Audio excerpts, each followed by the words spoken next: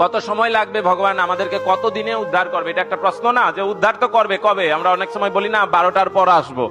তা আপনি 12টার সময় এসে বসে আছেন, আমি 2টার সময় এসেছি।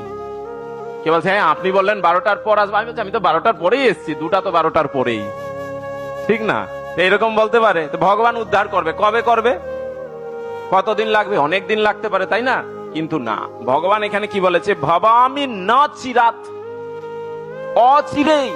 অচিরেই মানে খুব তাড়াতাড়ি, বেশি দিন নেবে না। আপনি ভগবানের ভক্তিতে যুক্ত হন, ভগবানের জন্য কর্ম করা শুরু করেন, অচিরাত বলছে, সঙ্গে সঙ্গেই ভগবান আপনাকে উদ্ধার করে দিবে।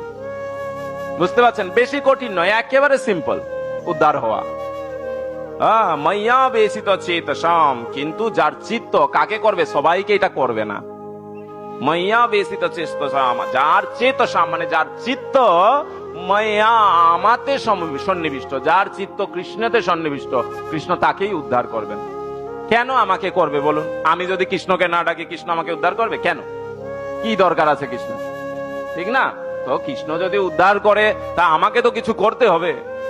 এমনিতেই আমি এখন জাগতিক লোকের কথা বিচার করুন, কাউকে 1 টাকা না দিলে কেউ আমাকে 1 টাকা দিচ্ছে না, আর কৃষ্ণ কেন উদ্ধার করবে?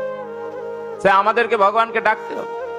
কিন্তু আমরা এই ভব সংসারে পড়ে আছি। এখানে শিল প্রভুপাদ তাৎপর্য বলেছেন, যদি আমরা কৃষ্ণকে না ডাকি, কিন্তু সে যদি তা না করে, তাহলে মায়ার দাসত্ব করতে হবে।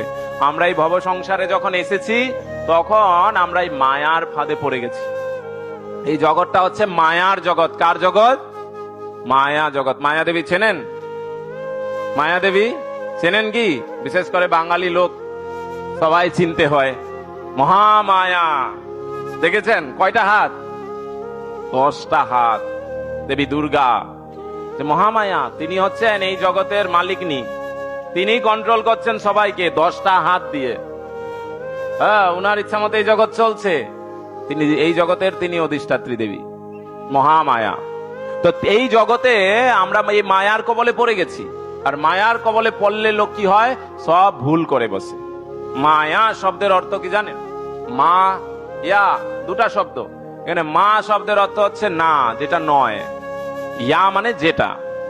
তাহলে মায়া শব্দের অর্থ হচ্ছে যেটা নয় সেটাকে হয় বলে ভাবছি, এটাই হচ্ছে মায়া।